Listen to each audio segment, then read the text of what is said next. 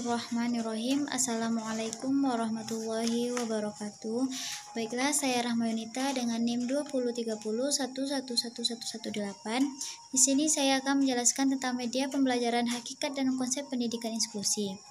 Pengertian pendidikan inklusi yaitu sistem penyelenggaraan pendidikan yang memberikan kesepakatan pada semua peserta didik yang memiliki kelainan, yang memiliki potensi kecerdasan dan atau bakat istimewa untuk mengikuti pendidikan atau pembelajaran dalam satu lingkungan pendidikan secara bersama-sama dengan peserta didik pada umumnya. Tujuan pendidikan inklusi secara umum, tujuan pendidikan inklusi masih berpatokan pada Undang-Undang Nomor 20 Tahun 2003 mengenai Sisdiknas. Pasal 1 ayat 1 yang ini pendidikan adalah salah satu usaha sadar dan terencana untuk mewujudkan suasana belajar dan proses pembelajaran agar peserta didik secara aktif mengembangkan potensi kepribadiannya untuk memiliki kekuatan spiritual keagamaan, pengendalian diri, kepribadian, kecerdasan, akhlak mulia, dan keterampilan yang diperlukan darinya, masyarakat, bangsa, dan negara. Oleh karena itu, tujuan utama dari pendidikan inklusi adalah untuk memenuhi hak asasi manusia atas pendidikan. Anak-anak berkebutuhan khusus juga memiliki hak yang sama dengan anak biasa.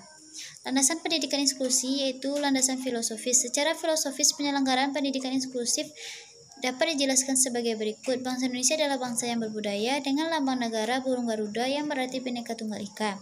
Pandangan agama khususnya Islam antara lain ditegaskan bahwa manusia dilahirkan dalam keadaan suci, kemudian orang di hadapan Tuhan bukan karena fisik tapi takwanya. Allah tidak akan merubah nasib suatu kaum kecuali kaum itu sendiri.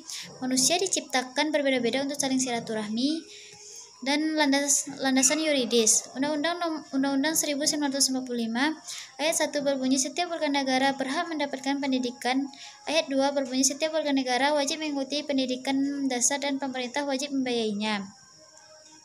Undang-Undang Nomor 23 tahun 2002 tentang perlindungan hak anak. Pemerintah wajib menyelenggarakan pendidikan minimal 9 tahun untuk semua anak.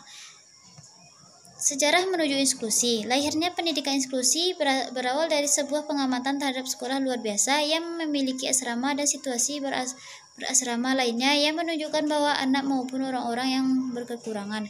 Perilaku ini mencakup kepasifan, stimulasi diri, perilaku reflektif, stereotip, dan kadang perilaku perusakan diri. Anak menyandang cacat yang meninggalkan sekolah luar biasa berasrama seringkali tidak merasa betah dengan keluarganya di komunitas rumahnya karena setelah bertahun-tahun dipisahkan ia dari keluarga serta komunitasnya akan tumbuh menjadi orang asing satu sama yang lainnya.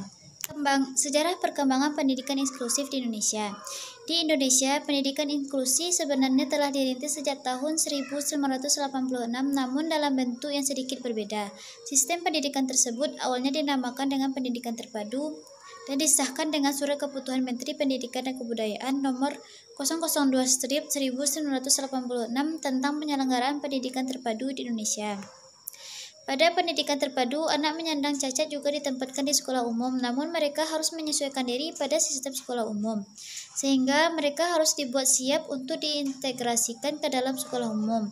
Apabila ada kegagalan pada anak-anak dipandang yang bermasalah. Latar belakang dilaksanakan pendidikan inklusi di Indonesia. Berdasarkan Undang-Undang Nomor 1945 Pasal 31 ayat 1 dan Undang-Undang Nomor 20 Tahun 2003 tentang Sistem Pendidikan Nasional dapat disimpulkan bahwa negara memberikan jaminan sepenuhnya kepada anak berkebutuhan khusus untuk memperoleh layanan pendidikan yang bermutu. Hal ini menunjukkan bahwa anak berkebutuhan khusus berhak pula memperoleh kesempatan yang sama dengan anak yang lainnya dalam pendidikan. Selama ini pelayanan pendidikan bagi anak berkebutuhan khusus di Indonesia disediakan melalui 3 macam lembaga pendidikan yaitu SLB, SDLB, dan pendidikan terpadu. Prinsip pendidikan inklusi yaitu Budianto mengemukakan bahwa dalam penyelenggaraan pendidikan inklusi terdapat beberapa prinsip yaitu prinsip pemerataan dan peningkatan mutu, prinsip kebutuhan individual, prinsip kebermaknaan, prinsip keberlanjutan, dan prinsip keterlibatan. Prinsip khusus pendidikan inklusi yaitu sementara itu Johnson dan Scotten tahun 2003 mengemukakan prinsip pelaksanaan pembelajaran khusus di pendidikan inklusi antara lain tunanetra, tunarungu, cibi, tunagrahita, tunadaksa, tunalaras.